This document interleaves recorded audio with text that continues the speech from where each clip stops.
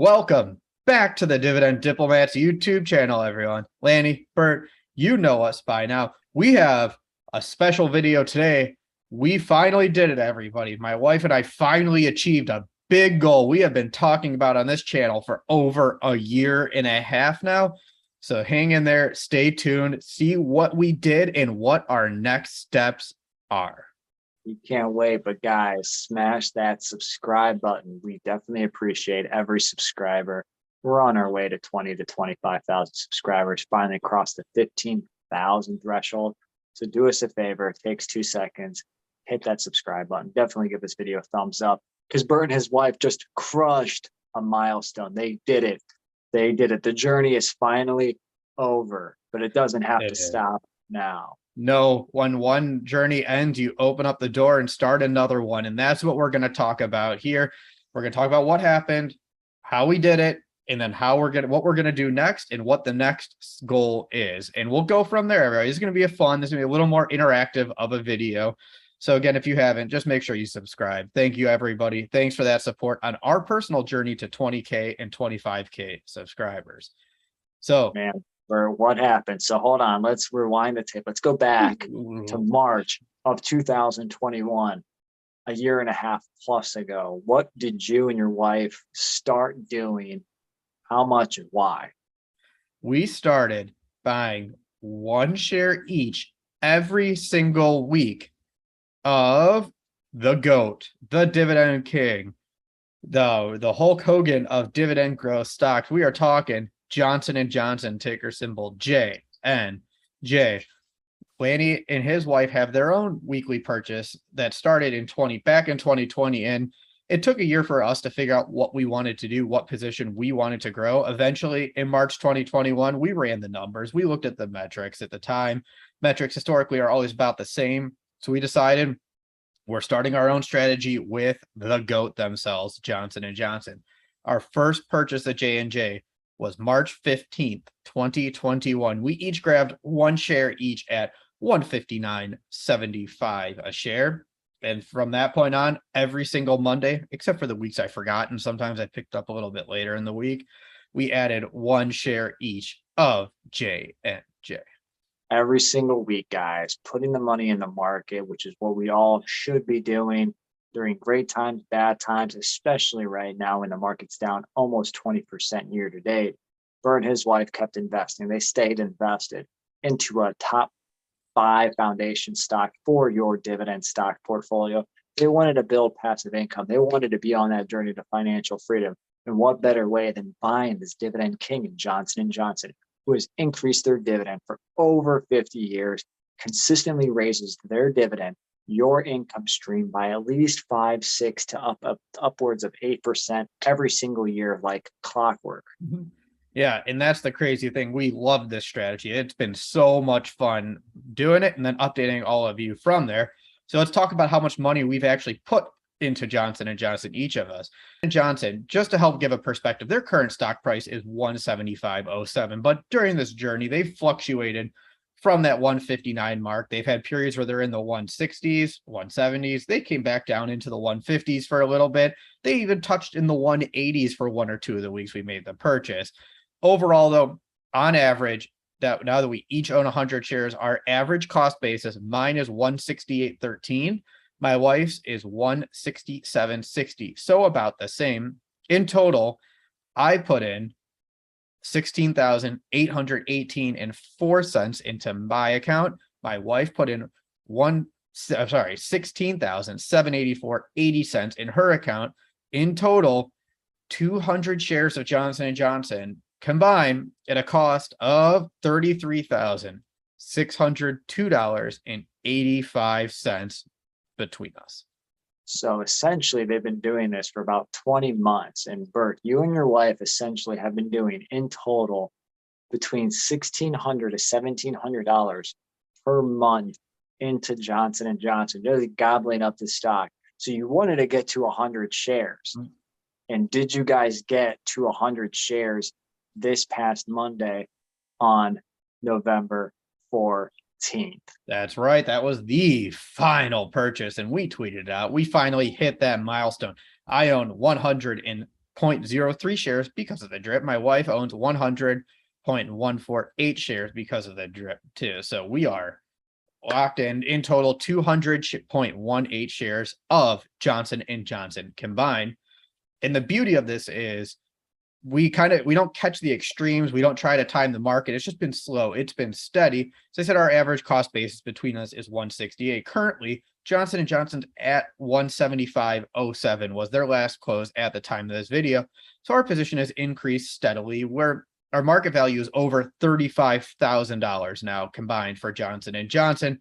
With that appreciation, it's overall Johnson & Johnson is up 9.59% from that initial purchase price we started back in March 2021. So slow, steady growth from Johnson & Johnson. That's why we love this strategy. And I know, dividend reinvestment, your first big one at the Mendoza line for dividend investors, the 100 share mark. You guys are about to have a pretty big drip come December, but Bert, what are you expecting from the drip on an annual basis? How many shares? Because if you guys own now in total 200 dividends, I think they pay $4.52 a share. Yeah. So our combined income from Johnson & Johnson is $904.08 combined. So annually, Lanny, that's going to be at the current price. As remember, this is at the current price. If it goes down, we're going to get more drip because we'll get more fractional shares. If it goes up, we'll get slightly less. Currently, we are set to receive 2.62 shares annually of Johnson & Johnson via dividend reinvestment at the current prices. That means each quarter we're going to get another 0.66 shares. And that's what the beauty of it is. That 0.66 shares, you multiply that by the 452 of your annual dividend from Johnson & Johnson. It's another $3 essentially of dividend income added to our forward income without lifting a finger from drip alone each quarter. And that's each person too. Yes, you're right. You're absolutely right. That's each person. So you're right. It's almost $6 combined for Johnson & Johnson via drip of new dividend income. So right now, expecting drip to add over 5 shares right now. And then you're going to have dividend growth on top of that. So even if you conservatively say that your 900 is more than likely going to grow by at least 6%, that's another $54 on top of getting $6 a quarter. Yep. So when you do the math, if you did nothing, you'll be pretty close to $1,000 in forward income by doing nothing this time next year. Yeah, no, you're absolutely right. And that's what's crazy. It would probably be, I think it might be our first non-mutual fund, non-ETF $1,000 dividend paying stock without lifting a finger. But that's still, there's going to take some time and we're going to move on elsewhere. We could easily get there by putting more cash into Johnson & Johnson, but we're just going to let this one churn. Let this one burn. We're going to let the dividend snowball take its effect for Johnson & Johnson. That's the beauty of it. Guys, this is dividend investing right here.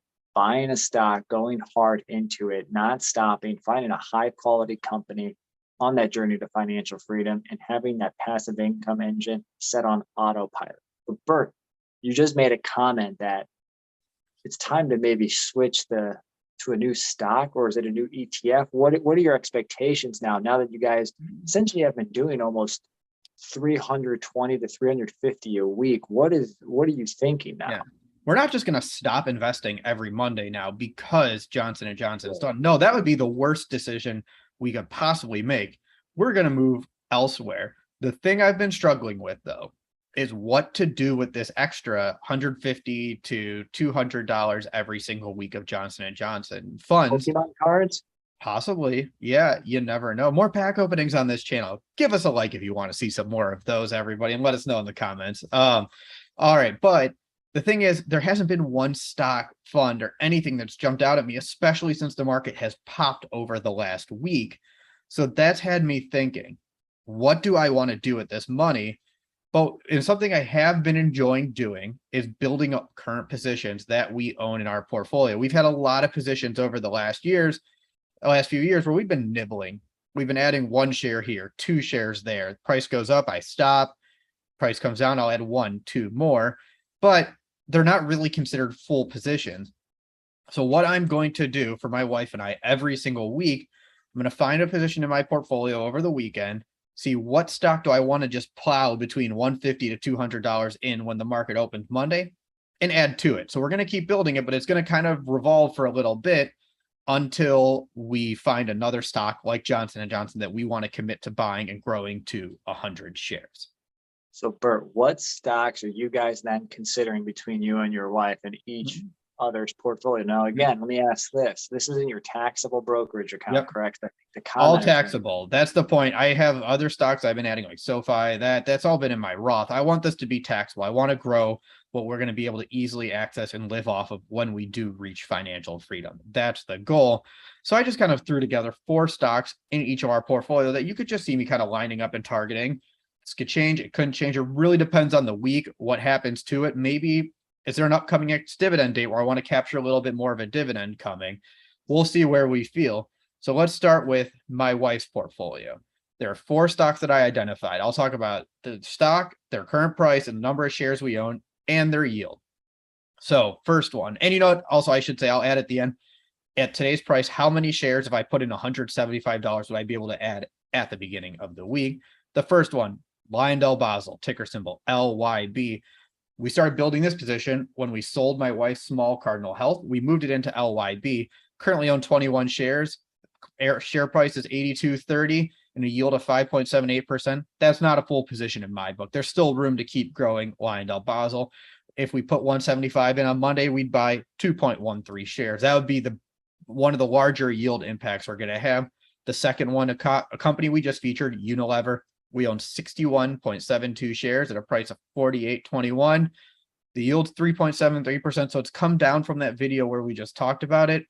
If we would add 3.63 shares if we put in 175 on Monday. T-Row, 6 shares. I just threw 6 shares in when it was at the low 100s. It jumped up, so I stopped. But 1 share at 122.07, its current price is still undervalued. We would add 1.43 shares for T-Row price if we were to put 175 in, and their yield's 3.93%. Last, Verizon, 58.64. I keep staring at Verizon under $40 a share and just keep looking at it. Like, maybe I should just keep nibbling here. This strategy would allow me to do so because I would be able to buy over 4.5 shares if I put in 175 at a yield of 6.77%. And currently we own 58.64 shares for her. Now, Bert, have you guys considered, I know on Fidelity, can you do like $40 to $44 each stock and just kind of... Yeah, that's the beauty of it. Like, there's no way I don't have to buy one stock. I just want to commit to putting in between 150 and 200 every week. I could split it up however I want to when the market's open. And that's the fun of it. It could be 1 share of LyondellBasell, 2 shares of Verizon. It could be that simple one week. It could be same thing with Unilever. It could be the same thing with T-Row. 1 T-Row, 1 Unilever. 1 T-Row, 2 Verizon. It can be anything. The goal is, though, I want to keep building these positions that I currently own. You have to do full shares, or can you do just partial shares? Partial shares. It can be whatever. That's the beauty of it. Guys, let's take a pause here. You just heard about his wife's options. What would you do? Would you buy whole shares of one stock, whole shares of multiple stocks, or partial shares just by blanketing all 4 evenly with about $40 to $50 per stock? Let us know right now in the comments. Yep. And I'll just go a little faster going through my options, my 4 stocks, now that you know the concept of what we're doing. The 4 positions I identified right through this video. Again, this could all change in a few weeks. I could find other ones. Tyson, 40.76 shares at a price of 65. I'd be able to buy 2.67 shares. Their current yield's 2.81%. Qualcomm, 13.12 shares are what I own at 123.85 after the stock price popped up, still below my cost base. So I'd be able to add 1.41 shares at a yield at 2.42%. Texas Instruments, talk about a stock price that's popped. They're now at 175.18. We own 15 shares. I've talked about wanting to get to 20. I'd basically be able to buy 1 share of Texas Instruments at its price. It'd be the equal swap for Johnson & Johnson to Texas Instruments. Their yield's 2.83%. Last, I never got to 50 shares of UPS before the price popped. We got to 49.06 or what I own at 178.97. I know it's weak. I should have just done it. I could still add 1 more there just to knock it out and hit the 50 at a yield of 3.40%. So again, everybody, you can see I'm going to be a little bit flexible, but the big underlying theme is I am going to keep investing between 150 and 200 shares when the stock market opens every single Monday through the end of the year. And I'll reevaluate this again come 2023 to see what I'm going to do. Guys, let us know in the comments what you would do. We want to see your feedback. I'm sure Bert wants to chew on your feedback. What would you be doing? What would you be buying? What would you be hoarding right now? Would you be sticking to another stock? Would you stick with JNJ? let us know in the comments. I know I'm curious as well. If you haven't already, subscribe to the channel. Give us a thumbs up, everybody. Thank you. Let's keep going. Let's get to financial freedom. Guys, keep building that passive income stream. You're either with us or you're against us. That's Bert, the Hurt, and Lanny from the Dividend Diplomats. Over and out.